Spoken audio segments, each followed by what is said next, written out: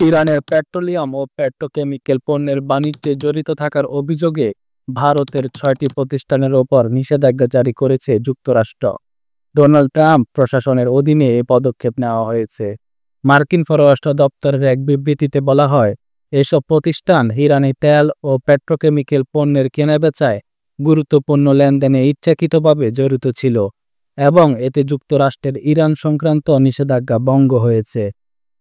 নিষেধাজ্ঞার আওতায় আসা ৬টি ভারতীয় প্রতিষ্ঠান হল Alchemical Solutions Private Limited, Global Industrial Chemicals Limited, Jupiter Dyechem Private Limited, Ramniklal S Gosalia and Company, Persistent Petrochem Private Limited ও কাঞ্চন পলিমার্স।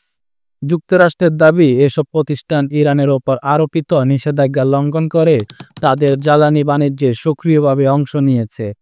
এছাড়া এ পদক্ষেপের আওতায় বিশ্বের আরও ২০টি প্রতিষ্ঠানের ওপর নিষেধাজ্ঞা দেওয়া হয়েছে। নিষেধাজ্ঞার ফলে এসব প্রতিষ্ঠানে যুক্তরাষ্ট্রে থাকা সম্পদ জব্দ করা হবে এবং মার্কিন নাগরিক ও কোম্পানিগুলো তাদের সঙ্গে ব্যবসা করতে পারবে না। এদের অধীনে যেসব সহযোগী প্রতিষ্ঠানের ৫০% বা তার বেশি মালিকানা রয়েছে তারাও নিষেধাজ্ঞার আওতায় পড়বে। এই নিষেধাজ্ঞা দেওয়ার পাশাপাশি ট্রাম্প ভারতীয় পণ্যের উপর ২৫% পাল্টা শুল্ক আরোপের ঘোষণাও দিয়েছেন। এছাড়া রাশিয়ার কাছ থেকে অস্ত্র ও জ্বালানি কেনার কারণে ভারতকে শাস্তি দেওয়া হবে বলেও তিনি জানান। যুক্তরাষ্ট্র জানিয়েছে, ইরানি তেল বিক্রির মাধ্যমে যে অর্থ আসে তা মধ্যপ্রাচ্যে অস্থিতিশীলতা সৃষ্টি এবং সন্ত্রাসী গোষ্ঠীগুলোর সহায়তায় ব্যবহৃত হয়।